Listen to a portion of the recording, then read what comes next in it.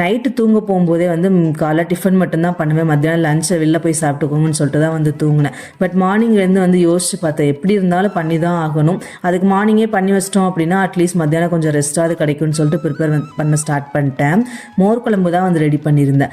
கொஞ்சம் வந்து தேங்காய், இஞ்சி, ஊற வச்ச பச்சரிசி, கடலைப்பருப்பு, துவரம்பருப்பு, 4 பச்சை மிளகாய், கொஞ்சம் கொத்தமல்லி, கொஞ்சம் சீரகம், தண்ணி இது எல்லாத்தையும் சேர்த்துட்டு நல்லா ஃபைன் பேஸ்ட்டாக வந்து அரைச்சிக்கணும். இன்றைக்கி வந்து நான் வெண்டைக்காய் மோர் குழம்பு தான் ரெடி பண்ணியிருந்தேன். வெண்டைக்காய்க்கு பதிலாக நீங்கள் பூசணிக்காய், வெள்ளரிக்காய் எது வேணால் வந்து சேர்த்துக்கலாம். ஃபஸ்ட்டு வெண்டைக்காய் ஆயில் ஊற்றி நல்லா ஃப்ரை பண்ணிவிட்டு அதே கடாயில் கொஞ்சம் ஆயில் சேர்த்துட்டு கடுகு, உளுத்தம்பருப்பு, சீரகம், 2 காஞ்ச மிளகா, அப்புறம் கொஞ்சம் கறிவேப்பிலை, பெருங்காயம் இதை சேர்த்து நம்ம அரைச்சி வச்சுருந்தோம்ல பேஸ்ட்டு, அதோட வெண்டைக்காயையும் சேர்த்துட்டு கொஞ்சம் தண்ணி சேர்த்து ஒரு 10 நிமிஷம் மூடி போட்டு வந்து நல்லா வேக வச்சுருங்க. இடையில வந்து கிளறி விட்டுட்டே இருக்கணும், இல்லைன்னா அடி பிடிக்க ஸ்டார்ட் ஆகும்.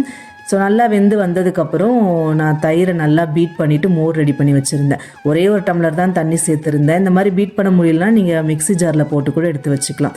அடுப்பை வந்து ஃபுல்லாக சிம்மில் வச்சுட்டு மோரை வந்து சேர்த்துக்கோங்க, அப்போ தான் திரிஞ்சு போகாமல் இருக்கும். நல்லா ஒரு மிக்ஸ் பண்ணி விட்டதுக்கப்புறமா அடுப்பை ஆஃப் பண்ணிட்டு சர்வ் பண்ணி பாருங்கள், சூப்பராக இருக்கும். காம்பினேஷனுக்கு நான் பொட்டேட்டோ பொரியல் வந்து ரெடி பண்ணியிருந்தேன்.